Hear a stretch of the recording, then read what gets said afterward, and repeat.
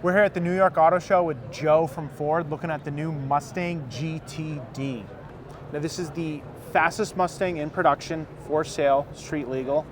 Now Joe, this has 800 horsepower? 800 plus. We haven't announced the official number yet, but we're targeting in that range. Okay. So most horsepower we've had on a Mustang in a long time.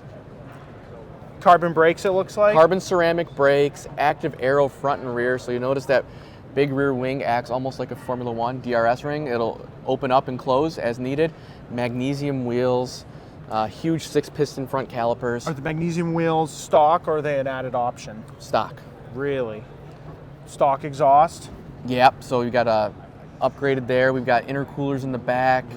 We've got a transaxle in the back, carbon fiber drive shaft. This is all new suspension. Do they take anything from like the Ford GT? Because it's... No, we used a lot of the road to race, race to road with GT3. Yep. So we've got this inboard horizontal suspension on GTD that is brand new. It's only on this vehicle.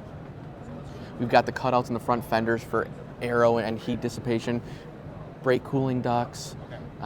This is really a purpose-built track car that you can drive on the street. Absolutely. Now this shares the same engine as the GT500? Same block, 5.2 liter, yep, supercharged. Do we know when this will be hitting the streets?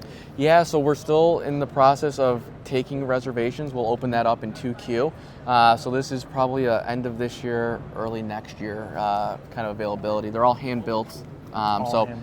You know, timing could change based on that. Do we know if there's going to be like special dealer allocations, same everywhere? It'll be handled very similar to the Ford GT process. Perfect. Where we'll hand pick and we'll go through that process where people will submit, and you know, having previous Mustangs, having Ford GTs, having that kind of stuff will factor in all that. Do we have any like track specs now? Not yet. We don't have any of that. The biggest thing is we're shooting for a sub 7-minute Nurburgring lap time. I was going to ask, are we going for sub 7? We're going for sub 7. There's not a ton of people that can say that that's happened, and I think, you know, we're keeping our fingers crossed that this will be our Mustang and sub 7s. That's a whole new most people probably aren't putting those two together, and this is going to help bridge the gap. Because I mean, if you think about it, we've got a $30,000 EcoBoost all the way up to a $300,000 supercar. We've got a wide range of Mustang for a lot of different people.